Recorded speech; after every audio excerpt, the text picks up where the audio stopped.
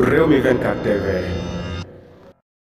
dal leen ak jàmm mbokk yi ginnaaw ba ñu leen nuyoo di leen siyaar encore lu doy waar moom moo xew ci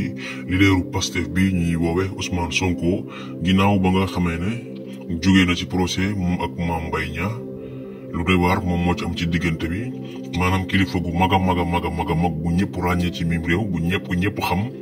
kilifa googu moom moo ànd ak 2 personnes dem seeta ji ki nga xam ne moom mooy Ousmane Sonko ca këram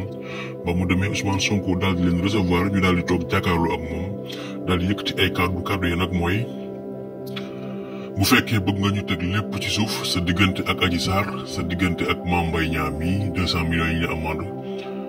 lépp bu fekkee ne bëgg nga dellu ci jàmm daal da ngay fexe ba doo nekk candidat 2024 maanaam sa candidature yow da nga koy dàq bañ a présenté wu à 2024 2029 incha allah nga daal di présenté wu. loolu la ñu wax ki nga xam ne moom mooy Ousmane Sonko waaye Ousmane Sonko daf leen a tontu li mu leen tontu mooy fii ak sénégalais yi ñu ngi may bëgg fii ak sénégalais yi ñu ngi am ci man yaakaar fii ak sénégalais yooyu nga xam ne ñoom ma dooleel ñu ngi may wëlbatiku di ma dooleel saa su ne.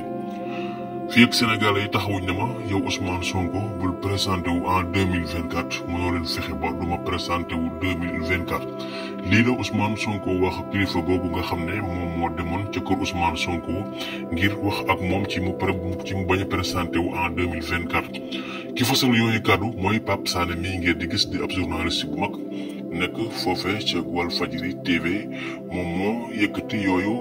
information di wax ne Ousmane Sonko moomu daal kon demoon nañ seeti ci kilifa googu demoon seeti ji ko ak kilifa la gu mag a boo xam ne fii ci réew mi ñëpp a ko xam moom moo demoon seeti ji Ousmane Sonko